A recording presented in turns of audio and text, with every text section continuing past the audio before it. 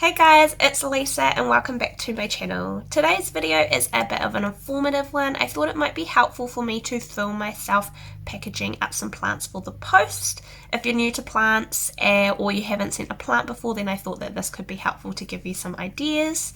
And even if you do already post plants, maybe you might get some other ideas from this video, who knows. So I did film this video about 6 or 7 days ago from this intro video that I'm filming now. I was sick, so you won't see my face in the video because I look like a zombie and I felt dreadful, but I knew that I had to get these plants sent out as soon as I was feeling better, so I sent them the next day. I've come back to film this intro video a week later. I am still a little bit congested, so excuse that if you can hear that and if I sound a bit funny, that is why. So disclaimer, this is how I personally like to package plants. Everybody has a different method. I often get plants sent to me and they're always packaged differently. Everybody has a different technique. And it also can depend on what materials you have available. So everything is recycled that I use, so I just hold on to things when it ends up at the house, like plastic containers, anything that can be used in the post, I keep it, and cardboard and things like that. So obviously it will depend on what materials you have available, because you don't really want to have to be going out and spending lots of money to be able to post the plants, because that kind of defeats the purpose a little bit. And I would say that there are some do's and don'ts, however. So a definite don't is do not send a root cutting or a plant that is bare root and nothing. It needs something around the roots to keep them moist so that they don't dry out. So then it has a greater chance of surviving when it reaches its destination. So some good mediums to use are some damp spag moss and damp fern fibre. So I use spag moss. Personally, that's just me. The packages that I have got with fern fibre, the fern fibre is normally dry by the time it arrives, but I have not had any issues with the cuttings. They've all been fine. Some people also send in like damp paper towel. I don't really like that method because it's dry by the time it arrives, so again I'm like, that kind of defeats the purpose. That's just me though, and I know some people do prefer that method and haven't had any major issues with it. So, and then you need to wrap the material that you're using in something to keep it moist, so that like the spag moss in Glad wrap or a bag or something, or tin foil, something so that the moisture will stay in there. Otherwise it's just going to dry out really fast and just fall apart anyway. And another do and don't is you want to make sure that the plant is secure, so it's not, if it's in a box, it's not rattling around and bumping around, and you want to protect it somehow, so have something around it so that it's not going to get squished. So and it needs to be in a nice big box with like maybe some tissue paper or something in there to prevent it kind of from squishing inwards. You could have cardboard or plastic or just something so that if it's getting other packages dropped on top of it, it's not going to just get completely squished. So you need some sort of protection. So those are the do's and don'ts. But anyway, you will see in this video how I personally do it, and hopefully that is interesting and helpful. So without further ado, let's just get onto the video. So I've got a few things that I need to post today. So what I need is spag moss. So I've already made this nice and damp. I've got my cuttings, I've got some paper towel, sellotape, and I've got a whole bunch of like containers, plastic containers that I like to put the cuttings into, and then I will normally wrap the plastic containers with like cardboard or something like that. So we've got a few cuttings to send today, as well as a little cutting like this. I've never posted a cutting that's in a pot before, so we'll see how we go. Okay, the first thing that I want to post is this Imperial cutting. So it's well rooted. I've been sick this week, which is why I'm not putting my face on camera because I look disgusting. But I need to post this because I was meant to post it on Wednesday. It's now Sunday, so I really need to get this done now that I'm feeling a little bit better. Okay, so what I normally do is I get some spag moss in like a Glad wrap bag, or you can use just Glad wrap. So I just get a little bit of spag moss and wrap it around so that the roots are nice and enclosed. And then I really need to get some smaller bags because I've only got these big ones, but I just wrap it up in a bag like this, and then I'll sellotape it.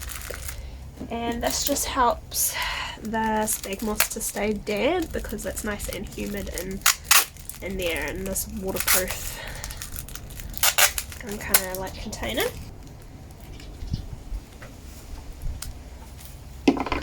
So there we go. So that's the Imperialis. So it's all, roots are all snugged and cozy in here with the spag moss, so it should stay damp while it's in transit. Next I need to find what I want to actually send it in. It's quite a small cutting and I only have a quite large container. There's this one.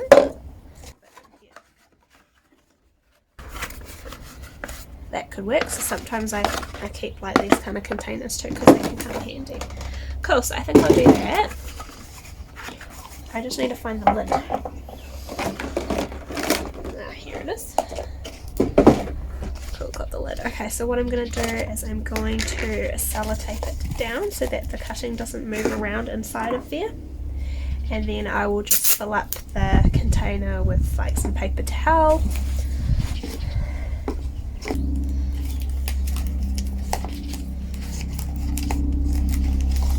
Okay, there we go. So now the cutting's not going to go anywhere if it gets bumped around.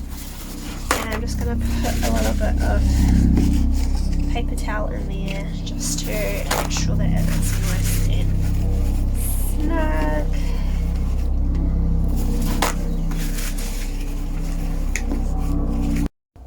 I had to pause, there was a helicopter that was coming back, so sorry about that if you can hear it. So yeah, he's just going to go in here and then I'll sellotape this up, and it's pretty snug in there so it shouldn't be able to move. And then that will be going into a post bag, just like that, and the cardboard will help to protect the cutting from getting squished and if it gets bumped around and things like that. Yeah, there we go. So that's the first cutting done. Okay, I think I'm gonna try and do this one. So I've never done this before, so what I'm thinking is I've got to somehow put something over this part so that the soil can't come out. So maybe like some paper towel. So I might have to maybe do something like this and then put another piece on that side. And then what I'm thinking is once the soil can't move, I might put another one of these pots over top and sellotape that, because then that will protect the leaves from getting squished if there's like downward pressure. And then what I'm thinking is that then that could go quite perfectly into this cup. And so yeah, let's give that a go and see how we go. But that's my thoughts anyway.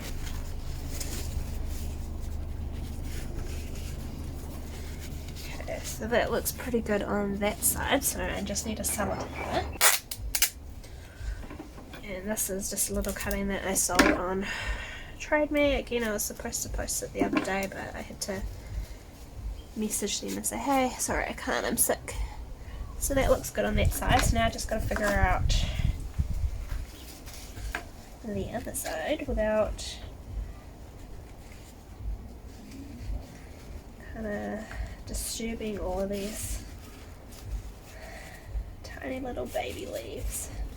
Okay, that looks pretty good, eh? If I sellotape that and just make it more secure. Okay, sellotape around the sides, and I just need to sellotape the top down so it doesn't move around. Okay, there we go. What do we think? Is that good? Now if we tip it upside down, here we go, perfect, so the soil's not going to come out.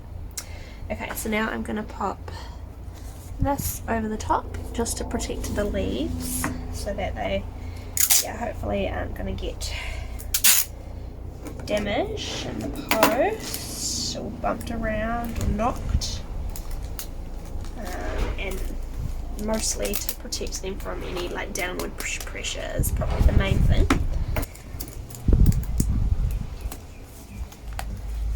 we go, that looks pretty secure.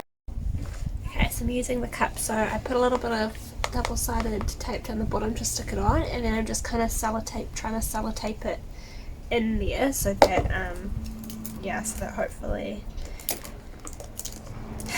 the little pot can't fall out. So there we go, that's pretty good. I don't have a lid for this because it's just a cup, so now I need to figure out how I'm gonna wrap this in cardboard. So that's what I need to do. I don't want to forget that. Perfect. And then I probably just need to make a note on the box saying, you know, this way up.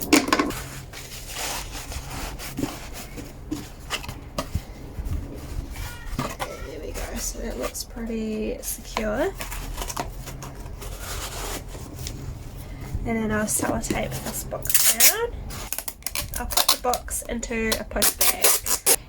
I normally just post with NZ Post.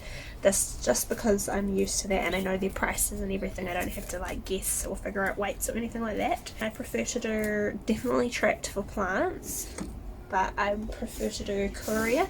It's not overnight, but generally it is, so sometimes it will come within 2 or 3 days. But I've also sent plants that have arrived the next day as well, which is pretty good, and you get tracked as included in the price. So that's what I do. Okay, I need to go get some more sellotape and I'm going to wrap this bit, but I'll do that off camera, and then we'll do some angel wing cuttings that I need to post as well. Okay, next I have to send this angel wing begonia cutting and also chain of hearts cutting that's fresh. So I'll start with the angel wing. So again, I'm just going to do the same thing. This isn't actually rooted yet anyway, but I'll just put some spag moss around it just to keep it damp, since it has been sitting in water for quite a while now, so we may as well keep it nice and damp. Yep, I put the angel wing in the spag moss, and again I'm just going to put it into the bag. And yeah, I pretty much just do this same method every time. Then it will just depend on the size of the cutting, how big a container I put it in. But for this one I don't have an already made container to put it in, so what I'm going to do is I'm just going to cut up some cardboard, and I'll show you how I do that bit. And then the last cutting that I have to post, I probably just won't film it because it will be pretty much the exact same as this, because it is also a chain of hearts.